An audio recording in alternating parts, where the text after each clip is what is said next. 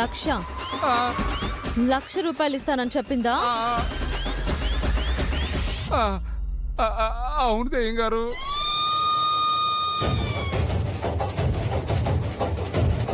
సరే వెళ్ళు, 1,00,000 రూపాయలు తీసుకుని వెళ్ళిపో.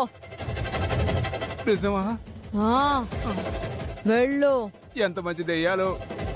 నా కష్టాలు మీకు తెలిసినట్టున్నాయి.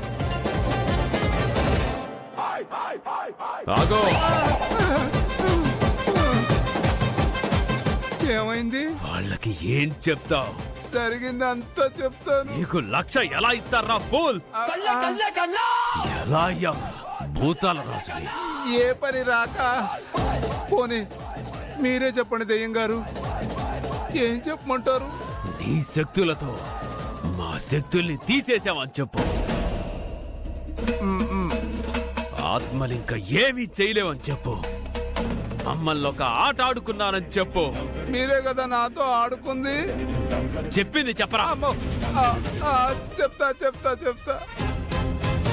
ఆ మాట చాలు, నేను చెలరేగిపోతా. అమ్మా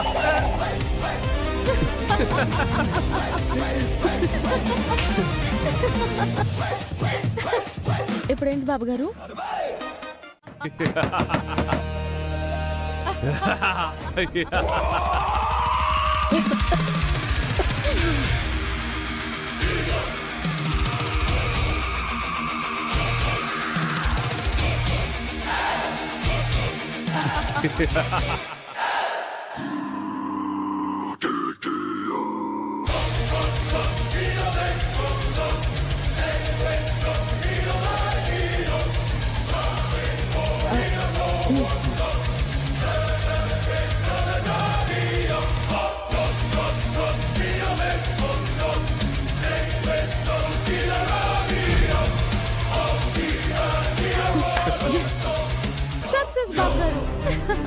నలుగురు పారిపోయారు.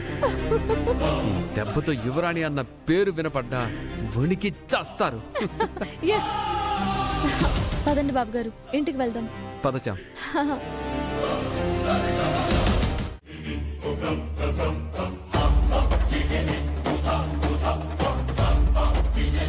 రోజా, రోజా, రోజా.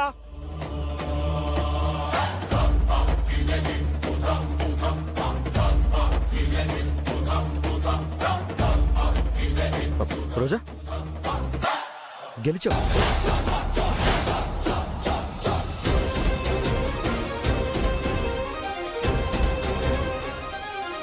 నా రోజా గెలిచింది డాడీ, నా రోజా గెలిచింది. చూడండి, యువరాణి పరీక్షని కంప్లీట్ చేసింది. చూడండి. నన్ను ఓడించాలని చూసావు కదా. అమ్మా రోజా, నువ్వు చాలా ధైర్యవంతురాలివి. వాళ్ళు పారిపోయి వచ్చేసినా నువ్వొక్కదానివే ధైర్యంగా ఇంట్లో ఉన్నావు. డాడ్, తను యువరాణి. ధైర్యం తనకి పుట్టుకతోనే ఉంది. ఆ రాజావారు రాణివారి ఆత్మలు నిన్నేం చేయలేదు కదా రోజా? వాళ్ళ మనవరాలే. వాళ్ళేమన్నా చేస్తారా అత్తయ్య? నన్నెంతో ప్రేమగా చూసుకున్నారు. ప్రేమగా చూసుకున్నారా? అవునే, చూసుకున్నారు. ఏదో నువ్వేదో ఇక్కడే ఉండి చూసుకున్నారా లేదా అని అడుగుతున్నావు. అసలు నీకెందుకే మధ్యలో నువ్వెందుకు దూరుతున్నావు? ప్రేమగా చూసుకున్నారా అని అడిగాను అమ్మగారు, అంతే. ఇక నువ్వేం అడగక్కర్లేదు, నోరు మూసుకునుండు. రోజా, నువ్వు చెప్పమ్మా. అదే చెప్పాను కదా అత్తయ్య, నన్ను నానమ్మ తాతయ్య ఏమీ చేయలేదు. నానమ్మ తాతయ్యలు వాళ్ళనే భయపెట్టారు. మరి పెట్టరా వాళ్ళు? వాళ్ళు యువరాణులు కాదు కదా. నువ్వు చెప్పు రోజా. అదే సార్ జరిగింది. జరిగింది చెప్పావు కదే, లోపల భయపడిపోయావు. అది మాకు తెలీదా? దాన్ని మీ గెలుపుగా వాడేసుకుంటున్నారు. మీరు మామూలు ముదురు కాదు వదిన గారు, దేశ ముదురు. మావయ్య, అయితే నేను ఈ పరీక్షలో నెగ్గినట్టే కదా? అవునమ్మా. డాడ్, నా రోజా కొల్హాపూర్ రాజ సంస్థానానికి ప్రిన్సెస్. చివరి పరీక్ష అయ్యాక తేలుతుంది. డాడ్, చివరికి మీరు ఒప్పుకునేది రోజా యువరాణి అని రాసి పెట్టుకోండి.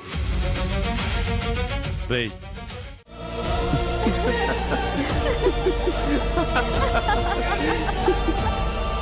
ఒక్కొక్కరు మనం రాత్రి భయపెట్టిన దానికి మామూలుగా బెదరలేచాం.